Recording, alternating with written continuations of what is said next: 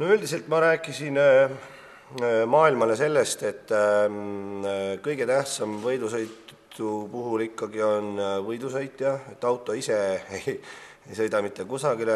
Siis loomulikult kütus on tähtis, load peavad muidugi olema. Siis ma rääkisin veel sellest, et varsti loobume üldse kütusest, hakkame vesiniku peal sõitma, tehnoloogia on meil juba olemas. See on ainult aja küsimus, kui me hakkame vesiniku peal sõitma.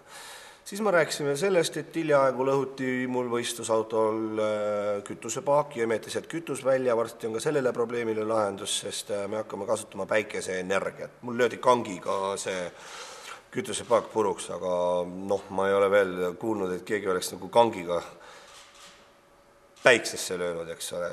Vähemalt Eestis ma küll sellist meest ei tea. Siis rääkisin ma veel maailmale sellest, et mul on see kass, kes käib minuga mööda maailma kaasas. Ja temalt me siis oleme nagu võtnud selle soundi, mis tulevikus peaks olema minu võistlusauto sound. Milles on sound, milles on sellist jõudu, konkreetsust, seksuaalsust, sest mis seal salata,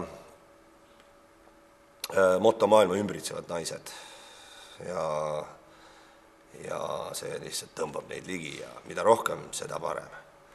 Ja naised muudavad maailma paremaks ja meie oma maailmavaatega üritame ka muuta maailma paremaks. Ja niimoodi me seda asja vaikselt pushime, kuni varsti hakkame me kõik kasutama või ütleme toetama Eesti tootearendust, eks ole, kütuse maailmas ja